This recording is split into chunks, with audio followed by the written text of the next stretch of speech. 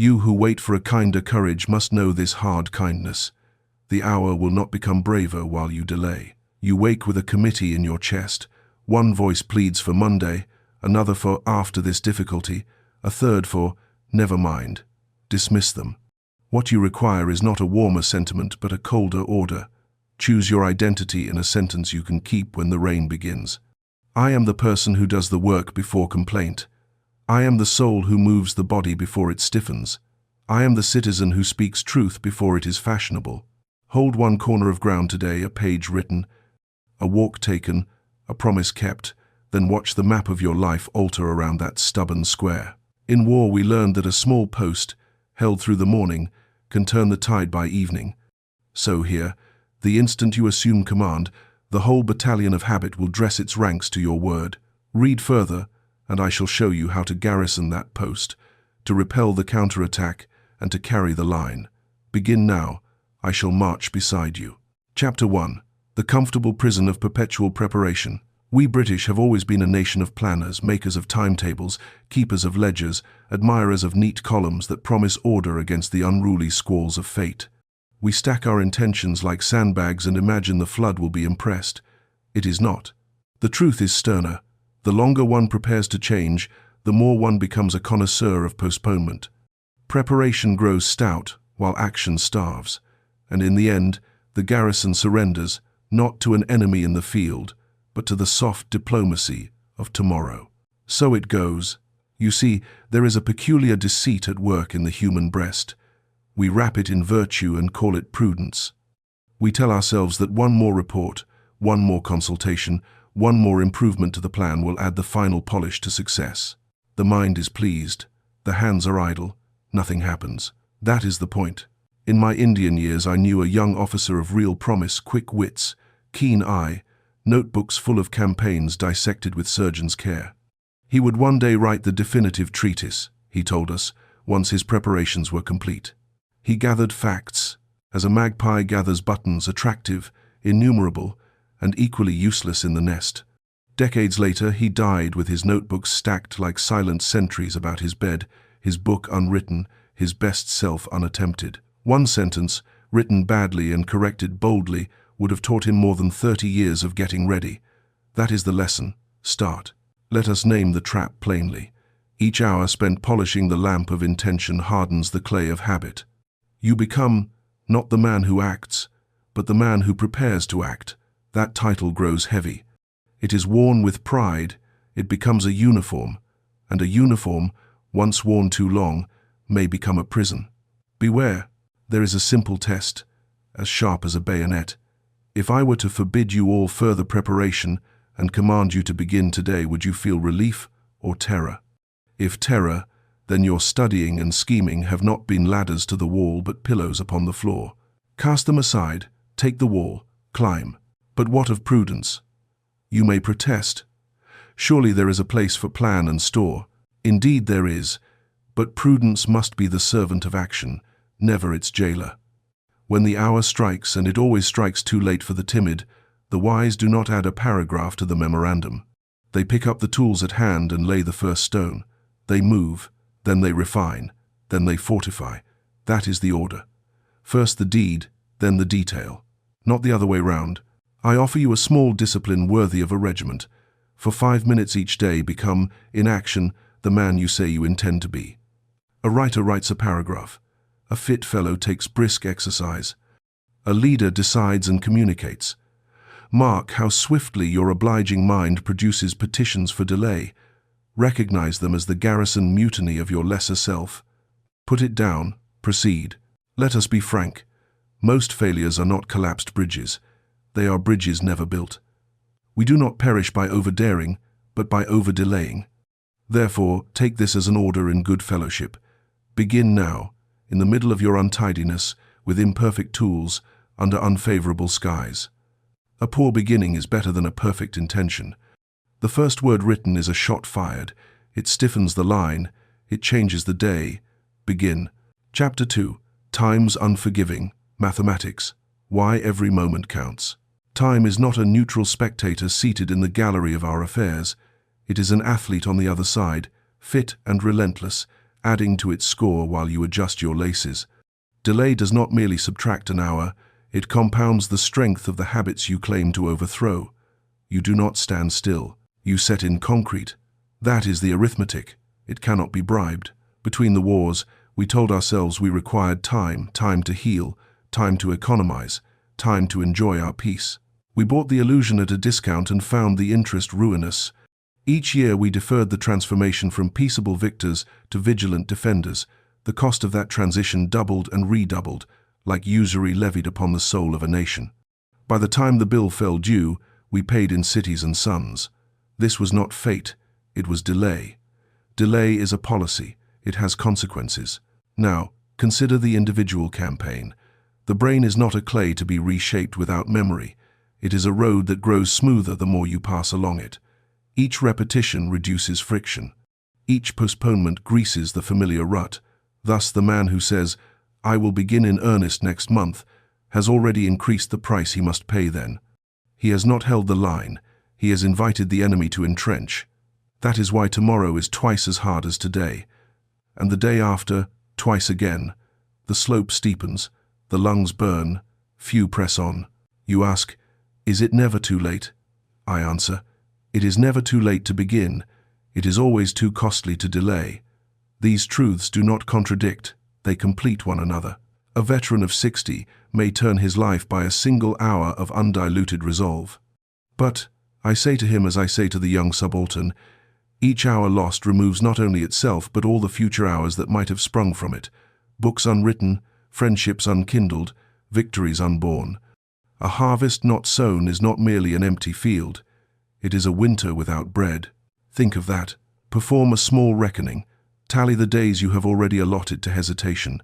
Multiply them by the chances you meant to take and did not. You will feel a tug regret knocking at the door. Do not admit him. There is no rations for regret in this campaign. Use the figure only to awaken that wholesome urgency without which no standard is ever raised on the hill. Then act within the hour, not next Monday, this afternoon, before dinner. Some comfort themselves that time will ripen the matter. Time does ripen fruit, it also rots it. The same sun that warms the wheat spoils the meat.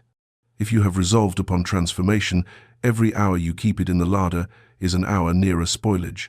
You must serve it hot from the fire of decision. That is the safest course. That is the only course. Let us therefore be reconciled to the iron law. Time never comes to our aid when we trifle with it. It becomes our ally only when we enlist at once. Strike your bargain with the present moment. Pay cash. Take delivery. March. Chapter 3. Transformation versus improvement. Why gradual change fails. There is a kind of counsel, respectable and ruinous, which urges small measures in the face of great necessities. It dresses itself in moderation and carries a pocket rule to measure calamities, an inch here, a tweak there, a courteous memorandum for the files. Such counsel mistakes surgery for tonic water. Improvement is a fine art in a settled house. Transformation is the demolition and swift rebuilding of a tottering one. Confuse them, and the roof will be upon your head, quickly. In the late 30s, many sincere men proposed to improve our position by friendly understandings, marginal rearmament, and hope, always hope. They meant well, they were wrong. The peril did not ask to be improved, it demanded to be overthrown. When the hour struck in 1940, there could be no polite refurbishing of the drawing room. We had to move the furniture into the garden, tear out the floors, and brace the walls while the storm battered the scaffolding. That is transformation. It is abrupt, whole, and leaves the previous arrangement unrecognizable. It must, or it is nothing. You must understand this distinction in your private conduct. Improvement is suitable where the foundation is sound, a writer sharpening style, a craftsman perfecting joinery, a rider refining seat and hand. But when a man has lived long as a spectator and now declares he will live as a combatant, he does not require a better cushion. He requires a uniform and orders. He must cease to be what he was in order to be what he intends. The bridge between such shores is not built by pebbles, it is crossed in a step. Here is a question that will not lie. Can you reach your aim while remaining essentially who you are, or must you become someone different? If the former, improve. If the latter, transform. Do not lay out 10,000 dainty improvements and call it a revolution. 10,000 steps around a cul-de-sac do not make a road. But will not bold transformation breed reckless folly? You ask. It may if it is theatrical on the surface while timid at the core. I do not commend melodrama. I commend honesty. The man who resigns a post in a morning fit and returns to it by supper has staged a scene, not enacted a transformation. True transformation is quieter than that. It is a steady light in the window after midnight, a different gait upon the stair, a letter sent that would once have been postponed. You will know it by its completeness and by the absence of negotiation with the former regime. No half-alliances are permitted. None. Make then an audit of your struggles. Where you have tinkered without result, declare an armistice with tinkering. Choose the identity that matches your new station and behave at once in its customs. A writer writes daily. A disciplined man keeps his word even in small matters. A leader makes the decision and bears the cost. These are not steps towards the new self. They are the new self in motion. Persist, and the world will alter its address upon your envelope. It always does. Let us not be trapped by the dream of gradual metamorphosis where discontinuity is required. The chrysalis does not negotiate darkness into silk. It yields utterly and emerges different. So must you. So must we all when great things are demanded. Chapter 4. The revolutionary discovery. You are not oneself. We speak as though each of us were a single captain on a single bridge steering a single ship. It is not so. We are a flotilla vessels of different draft and purpose lying at anchor in the same roadstead. At a signal, one puts out for war, another for trade, a third for refuge, and the remainder ride the tide. What appears to be development is often selection. What you call your true self is only the craft you have most frequently chosen to sail. Choose another. The sea is open. I learned this in bitter weather. At times the black dog prowled the rooms of Chartwell, and his tread was very real. On those days, I could not argue him into the garden by degrees. I could only change the guard. One moment I permitted the doleful sentinel at the door, the next I posted the defiant grenadier. My circumstances were not altered by so small a ceremony. My posture was. And in that posture lay a different voice, a different will, a different set of acts that reshaped the day. This was not masquerade. It was command. It worked. Think of how many selves you already are without noticing the parade. The man before his mother is not the man before his regiment. The speaker at the hustings is not the painter before his canvas. Each is authentic, complete, and present for duty when summoned. The problem is not invention but negligence. We fail to call the right company to the front. We rely upon the familiar, though it be a slovenly lot, and then blame destiny for the muddle.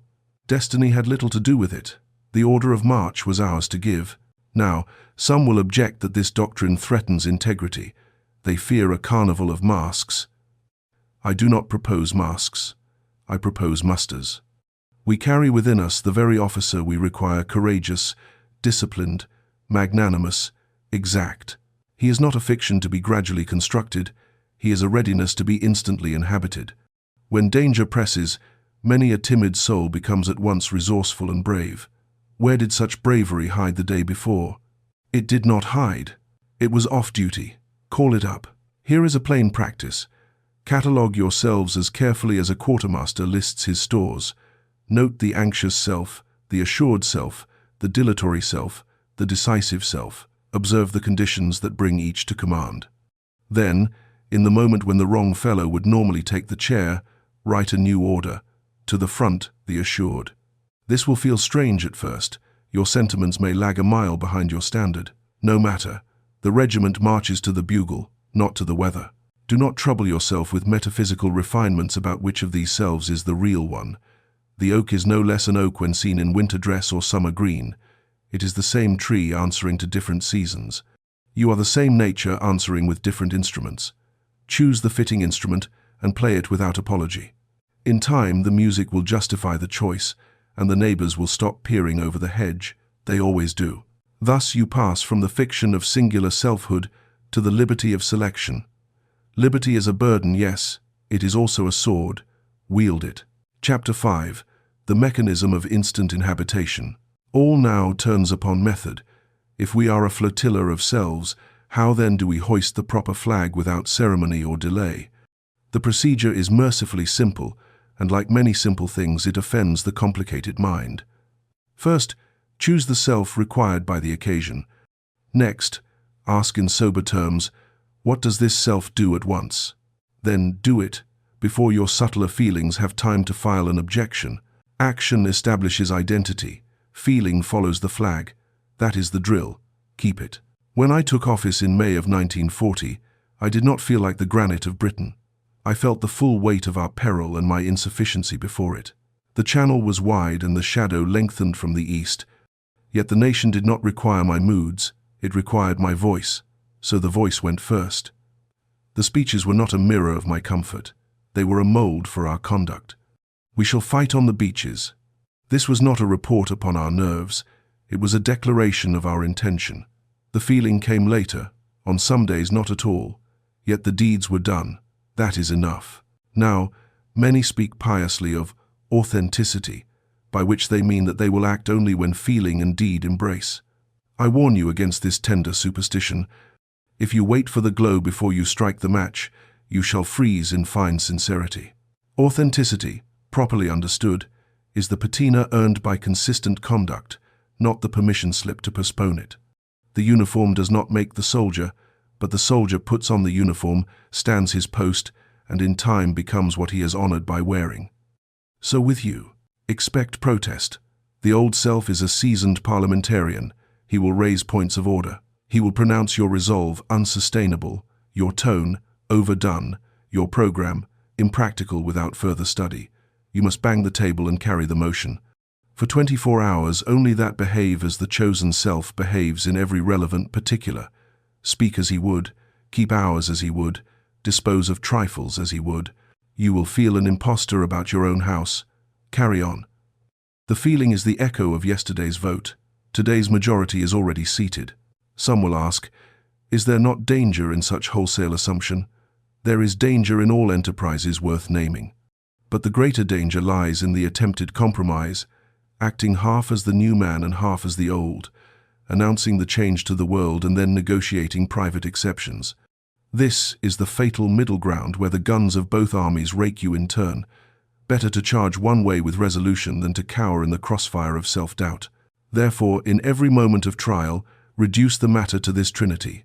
Select, discern, do. Select the self, discern its immediate act, do that act now. Repeat until the clock grows friendly and the chair grows warm beneath the rightful occupant. In a month, the household will have learned the new routine. In 3, the village will remark upon your steadiness. In a year, the old name will sound like a cousin lost at sea. That is the prize. You have no need to feel like the man you choose before you choose him. You have only to choose and behave. The heart is an able servant, but a poor foreman. Give it orders. March. Chapter 6. The 6 realizations that remove all obstacles. There are hours when a man must stop rattling the saber in its scabbard and draw it clean. In 1940, when France fell away like an avalanche from a cliff, I heard a chorus, some from the enemy, some from our own benches, some from that committee of warriors that sits within every breast, urging parley, half measures, and the soft descent into bondage. I understood those voices for what they were, the last protests of an identity that wished to survive when history had already condemned it. On that grim ridge I learned 6 realizations which, once seized, clear the impediments at a stroke. You choose identity rather than discover it. Action summons feeling, not the reverse. Transformation admits no negotiation. True inhabitation makes discipline superfluous. Resistance is defensive camouflage, not reason. And all bridges back to the old country must be burned. Having applied them, we stood upright and alone, yet not unarmed. First, then, choose, do not seek. The modern habit is to wander like Diogenes with a lantern hunting the real self, as though one's character were a trinket lost under the bed. In battle or in life, we decide. The general who dithers over maps while the enemy turns his flank shall not find himself, he shall lose his army. Second, act first. Feeling is a laggard. It trudges behind action like a supply train behind the cavalry. I did not wait to feel like Britain's war leader before speaking as him. The words called forth the temper required. Third, no negotiation with the old identity. You cannot be partly at war and partly at tea. A little appeasement, a little steel, that is the recipe for disaster. Fourth, when the new identity is fully inhabited, what men call discipline becomes largely unnecessary. The painter who has become a painter does not scourge himself to paint. He paints because he is a painter. Fifth, recognize resistance as a rear-guard action of your former self. It will send billets dues of caution and compromise. Pay them no heed. Sixth, burn the bridges.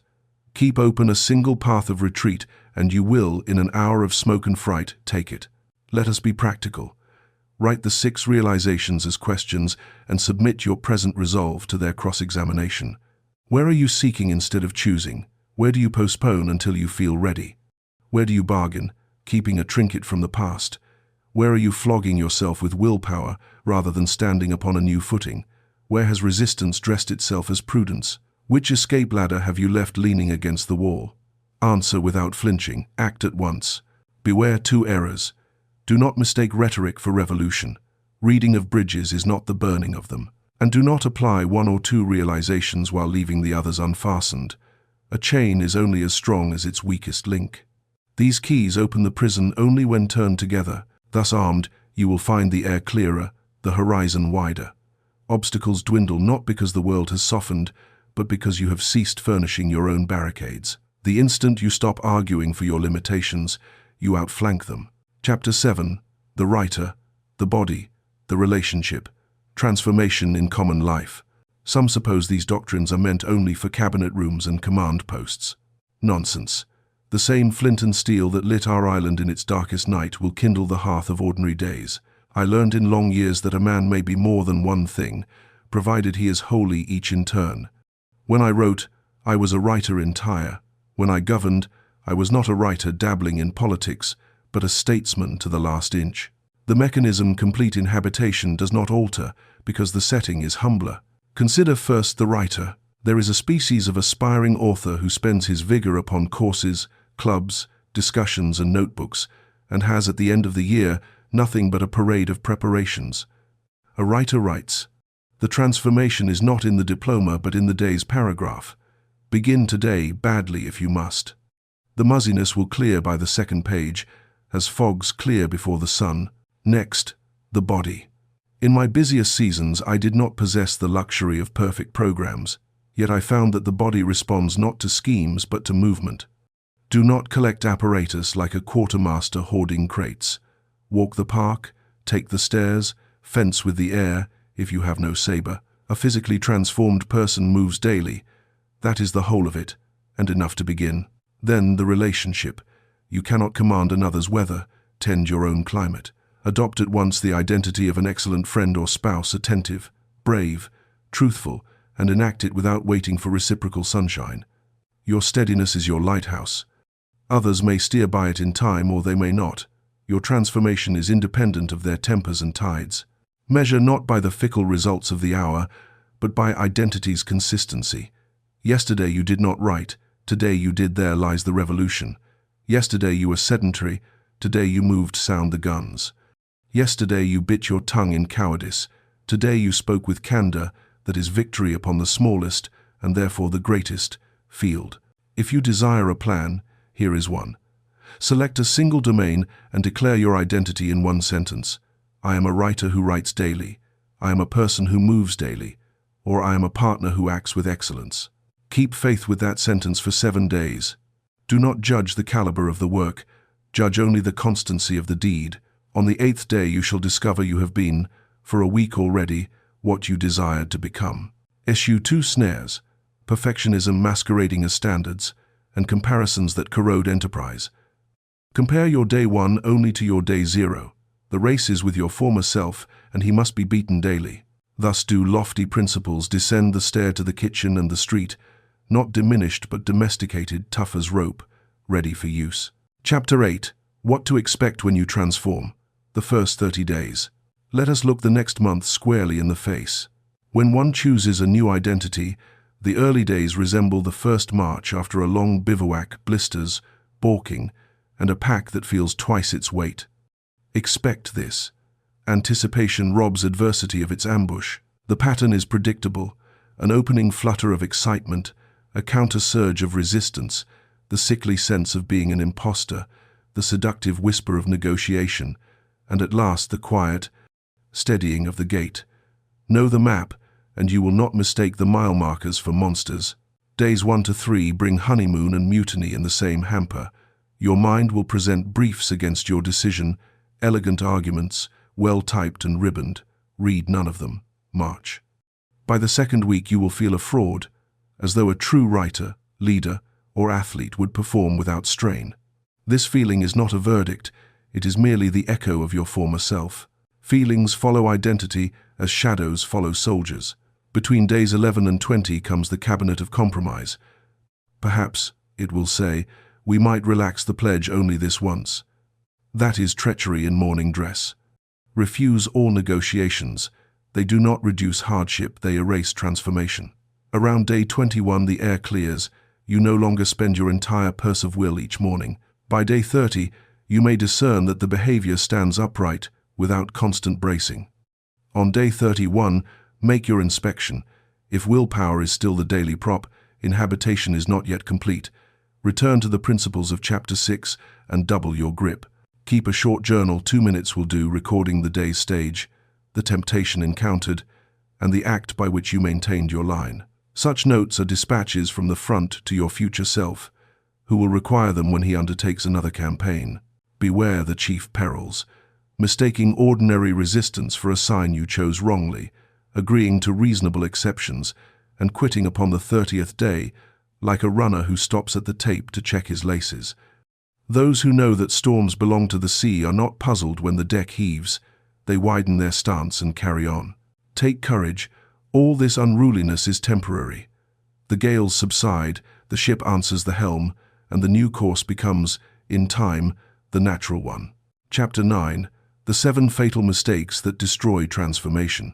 I have seen stout hearts and keen minds come to grief, not for lack of knowledge, but for want of vigilance against certain deadly errors.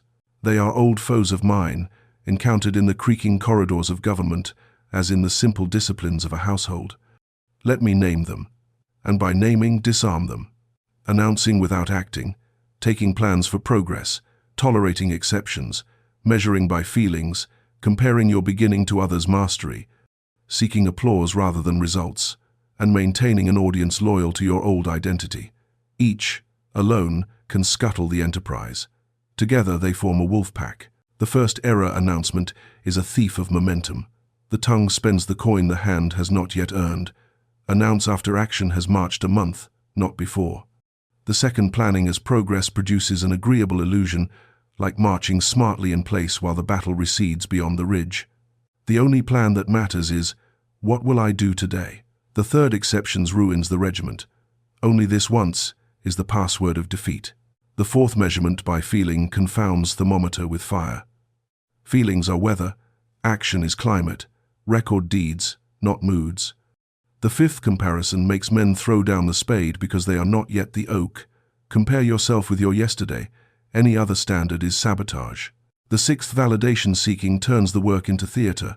Do not perform your transformation, inhabit it. Finally, the seventh, keeping spectators devoted to your former self, draws you backward by threads of memory and mischief. Some ties must be loosened before a ship can leave harbor. Conduct an audit this very afternoon.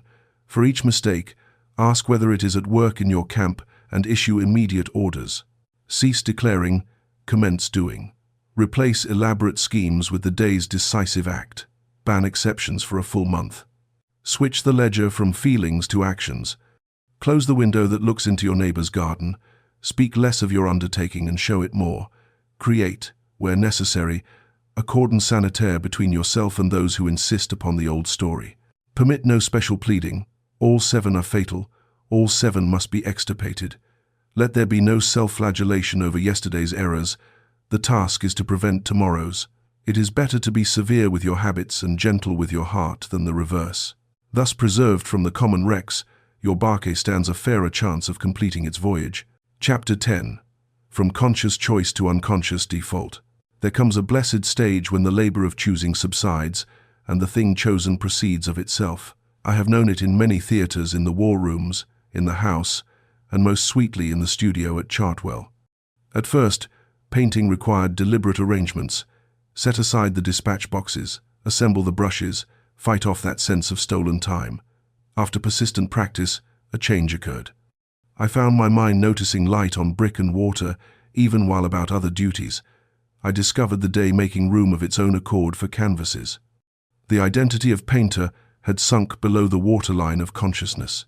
It bore me up without splashing. This is the crown of transformation, from effortful choice to effortless default. Understand the stages. First, 30 days of conscious, strenuous choosing, then a second span in which choosing grows easier and resistance thins. At last the third, behavior so consolidated that reminders are needless and absence feels strange. Many abandon the march in the first tranche. Some mistake the second for the end and surrender their gains. The wise persevere into the third, where the new self becomes the country in which one dwells. How shall you test permanence? Trust not the calm of a windless bay. Wait for a week of storms, travel, disorder, intrusion. If the conduct continues without coaxing, it has passed from parade to instinct. If it falters, extend your campaign. Another month of steadiness will often carry the bridge. Your practice for the quarter is plain. Having kept a faithful journal through the first month, continue 2 more. Attend to markers of automaticity. The unbidden thought turning toward the work, the small discomfort when you omit it, the disappearance of props and prompts. On the 91st day, make the disruption test. Should your pattern stand, you are free to redeploy your attention to a new theater, leaving the old garrisoned by habit. Do not err in 2 well-known ways. First, by quitting when the going grows easy. Ease is not the terminus, only a pleasant segment of road. Second, by attempting a second transformation before the first is entrenched. Divided attention is a notorious traitor. Hold your gains. When at last the behavior persists through turbulence as through calm, you may declare not with trumpets but with a quiet nod that you simply are what you once labored to become. Here ends the doctrine of consolidation.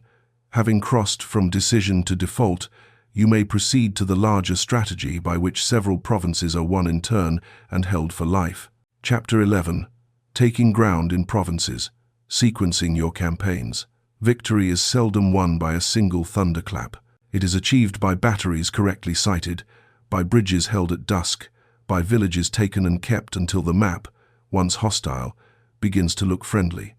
So with the inner empire, having made one conduct your unconscious default, you must not fling your forces helter-skelter at every glittering objective. We did not attempt in 1940 to retake the continent by breakfast and the Balkans by luncheon. We secured our island, mastered the air, guarded the sea lanes, and only then crossed the water. Take your provinces in order, or you will lose them in confusion. First, fix the principle of concentration. A man who tries to be 10 new men at once becomes none of them by nightfall. Choose the next province with the calm of a general poring over the map at dawn. Which possession would, once gained, most strengthen the whole? In my own life, when the War Office devoured my hours, I kept a small territory writing quietly fortified. When the storm passed, that redoubt served as a base from which I regained my balance and paid for the roof at Chartwell. The province you select should support the others when hard weather returns. It should be a granary, not a garden folly. Second, determine your line of communications. In Flanders, a brave salient is a death trap if it cannot be supplied. If your new conduct depends upon conditions as delicate as spun sugar, perfect sleep, immaculate quiet, a particular tea, your supply line will be cut on the first rough day. Choose rituals sturdy as cordage, an hour fixed, a place serviceable, tools close to hand. The fewer the contingencies, the longer the possession. Third, garrison before you gallop. After a month of steady practice, the new identity may hold its post even when the household is in uproar and the timetable is blown to pieces. Test it. If it stands under bombardment, you may detach a portion of your forces to begin the next advance. But if the troops run at the first alarm, you have a parade ground, not a fortress. Reinforce and repeat. Fourth, attend to liaison. In war, the navy and the air must be in concert with the army. Otherwise, each fights its own brave, useless battle.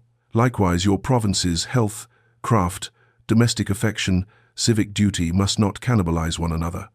If writing robs you of sleep, or exercise leaves you too spent for speech with your family, you are conquering deserts. Arrange your hours so that each province is strengthened by the others. Movement refreshes thought. Thought sweetens conversation. Conversation prevents the self from becoming a dreary tyrant. Expect the usual objections. The old self, dressed as a quartermaster, will complain of shortages. Not enough time, not enough talent, not enough encouragement. We had shortages of every kind in 1940, yet found abundance where it counts. In resolution, do not ask whether you possess sufficient resources to begin. Ask whether you possess the audacity to simplify. The moment you do the thing, you have all that is strictly required to do it again. At last you will look upon your inner atlas and find several provinces under firm administration. You will possess a modest realm, no utopia, but a free land, stubbornly defended. Hold elections there daily by your actions. Let the best man win, and let that best man be you. Chapter 12. When things fall to pieces. The law of counteroffensive. There are mornings when the wheels come off the coach. The telegram arrives, the child falls ill, the train stalls in a tunnel, the black dog pads across the threshold and settles himself by the fire. On such days, the proudest program collapses like wet paper. Now, the feeble conclude that transformation was a mirage. Not so. You have merely encountered the oldest fact in strategy. The enemy attacks back. Plan not only for advance, but for recovery. When the Dardanelles enterprise miscarried, I paid a heavy toll, publicly censured, privately scourged.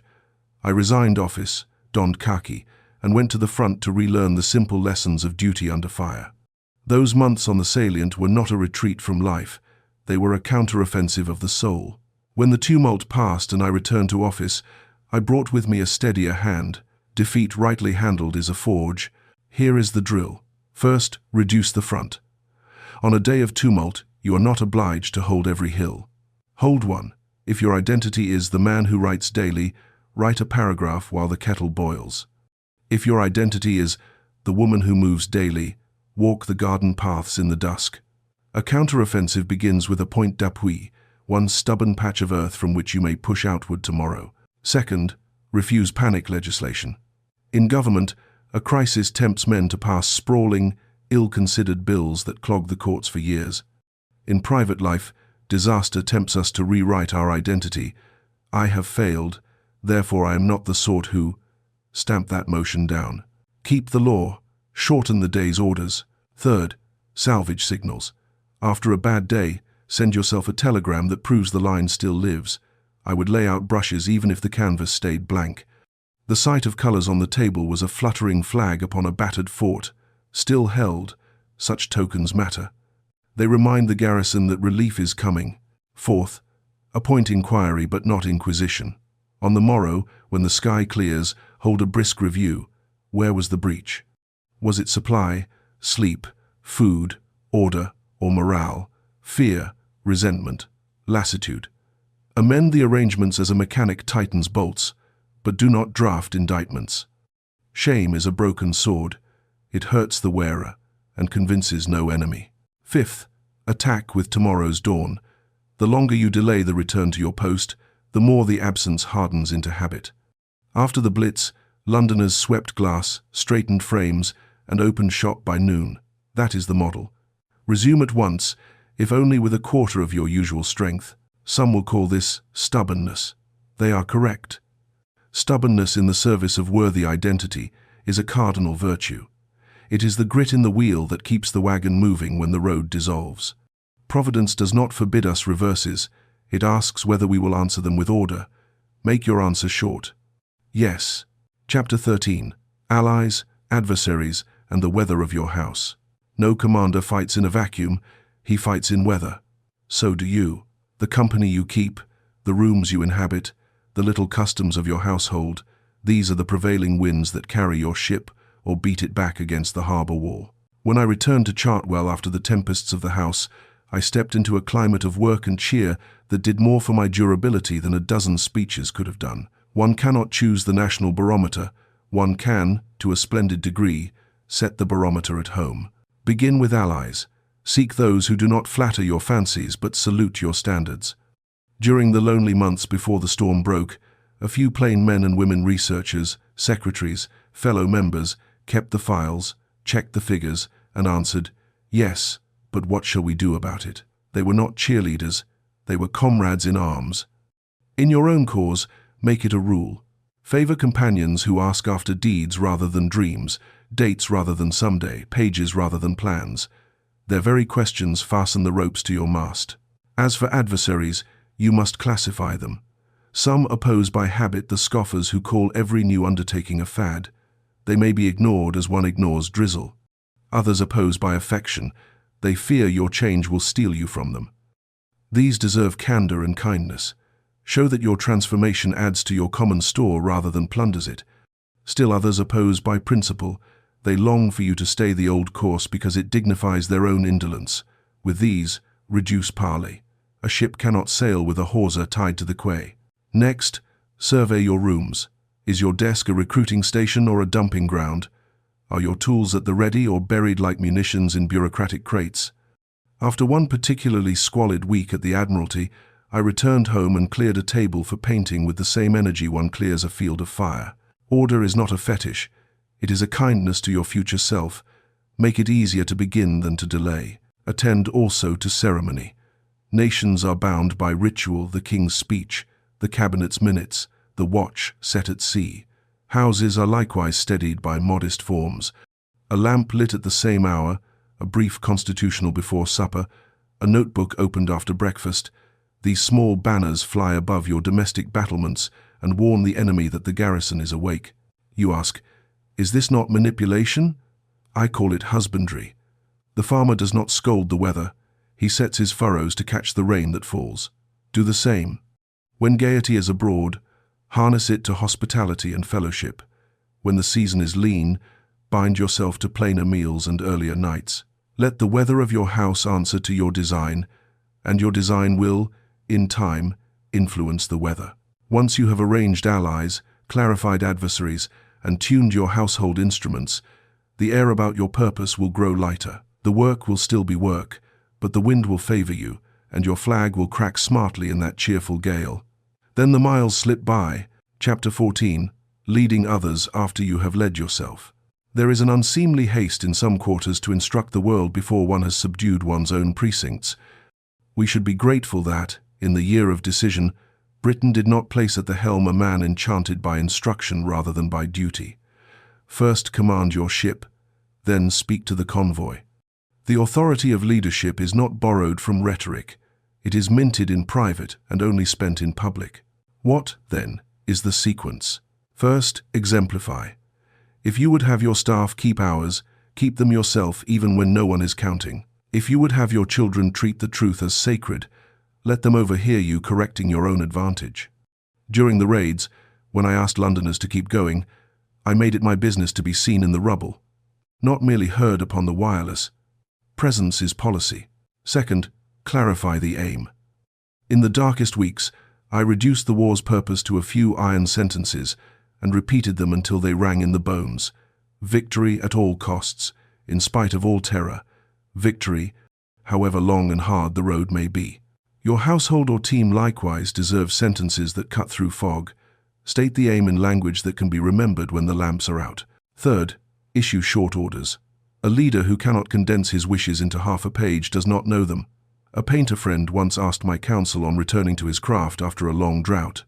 I told him, set up the easel before 9, put paint on canvas by 10, stay until noon.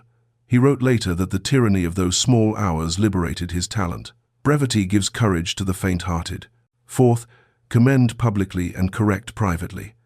In the war rooms, praise traveled quickly, rebuke moved on foot and behind a closed door. Nothing so intoxicates labor as the sight of honest effort honored. Nothing so curbs vanity as the quiet talk in which errors are examined without spectacle. Make these your twin habits. Fifth, ration meetings. In every age, there are men who mistake the minutes of a meeting for the movement of a battalion. The nation was not saved by conferences. It was saved by decisions taken, written, and executed.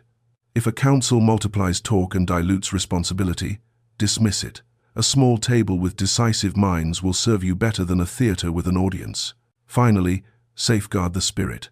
Leaders are not reservoirs of cheer, they are furnaces of purpose. You will know the furnace is cooling when you begin to seek consolation in applause or novelty. Withdraw to your forge walk, read, paint, pray, and come back red-hot with resolution, not parched for praise. Those you lead will drink from your steadiness long after the fashion of the hour has passed. Do these things, and you shall find that leadership, rightly grasped, is an extension of self-command. The scepter grows naturally from the well-ruled hand. Others will follow not because you have demanded it, but because your way makes sense and your gait never wavers. Chapter 15. The Quiet Triumph. Peace after victory. A curious thing happens when the clamor subsides. The banners are furled, the guns stacked, the crowds go back to their bread and their beds, and a man, even a nation, must learn how to live with what he has won. Peace, my friends, is a sterner instructor than war. War shouts, peace whispers. War demands feats, peace requires habits. If you would hold your gains, you must become a connoisseur of quiet. After the last great struggle, I tasted both the sweetness and the ash of conclusion. Fame visits like a comet and leaves the sky the same blue it found. The work of days returns. Letters, bills, breakfast, the dogs at heel in the garden. I found solace and sanity in the modest splendors of Chartwell, bricks warm with sun, fish rising in the lake, the brief ecstasies of paint upon water. These things did not make the history books. They made a man endurable to himself. You must select your own Chartwells, homely citadels, where your hard-won identity may rest without rusting. Peace asks for stewardship. Put your provinces into good order. Establish reviews at humane intervals. Do not let success bloat into arrogance, nor vigilance decay into fretfulness. Keep accounts. How you spend your mornings, whom you admit to your councils, what small vices creep like ivy toward the roof.